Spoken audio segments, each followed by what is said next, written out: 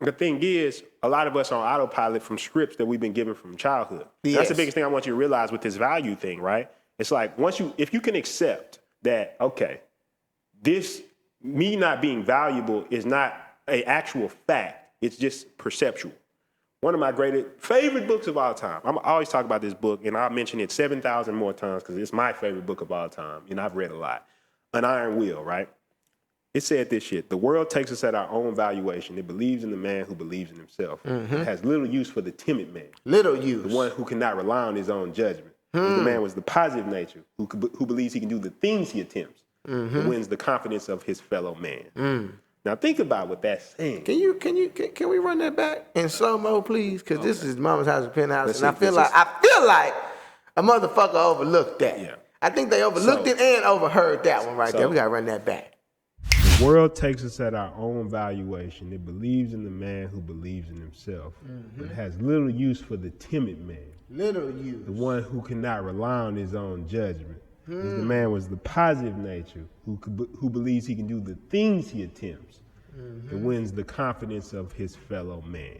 Then we back. Yes, right? sir. Okay, so look, the reason I say that is because the world takes us at our own valuation. Think about what that's saying. Yeah. That's basically saying that nobody knows what the hell value you are. I'll give it to you like this, right? Say you're not a social person. Yeah. Right? You're just shy all the time. When you go out, people are, oh, he's shy, you're shy. And then you say, fuck it, I'm leaving whatever city you from. We in Houston. Let's say I go to move to New York. New York. And first time I meet somebody, I'm like, hey, what up? Boom. I'm speaking to everybody. I'm social. And everybody like, oh my God, this guy is social, bro. Like, you seem like you've been social all your life. How would you know? Yeah. If you was in New York, how the fuck would you know? You wouldn't know.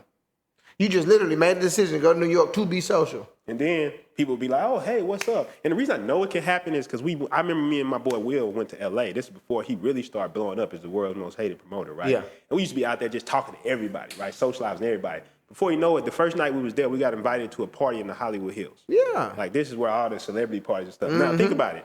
We didn't know anybody in the city, but this is us just being social. Yeah. They don't know. That's what. But we believe it. We believe it. And I'm going to give you another prime example really quickly. In Dallas, you know, I've been hanging out and partying a lot with the social junkie, right? Yeah. He's rebranding himself like. I love what he's doing, too. But my thing is, it's such an amazing experience to see. The social junkie, the reason why I love the brand is because of how much self-confidence is behind it.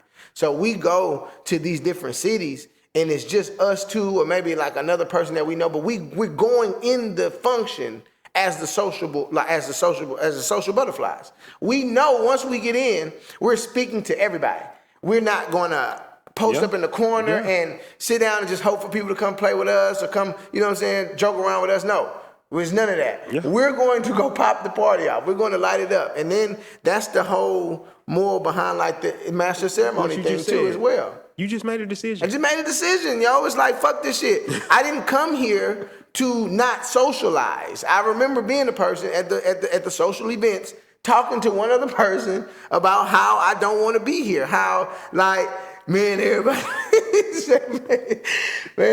be always out, man. I be trying to keep it cool and fuck that. Yeah. Hell no, bro, you know, because I didn't come here to do that. I'm coming to be social, man. Like, y'all that got me shit fucked noble. up. Like, that's a good thing. I ain't the type to be something. Yeah, yes, you are. Yes, you are, dude. Yes, you are, dude. Stop playing. You are. Like, you know, and your soul knows that that's what you need to be doing. Like, especially if you want to be in the entertainment industry, you aspire to be on podcasts, shit like this. Example, what you told me about on the boat. Yeah, what? When you went on the cruise that time. Bro, that was the craziest shit I've ever experienced. To this day, never experienced anything like that in my life. Quick story.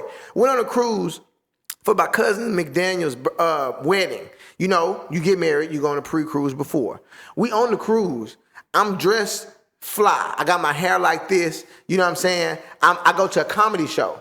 So we all go to the comedy show. It's about 12 of us on the cruise as one party, but the cruise packed, jam-packed right before Corona. We go on the cruise, we go to the comedy show, and we all walk in together. We couldn't find seats together, so the whole party I came with left, right?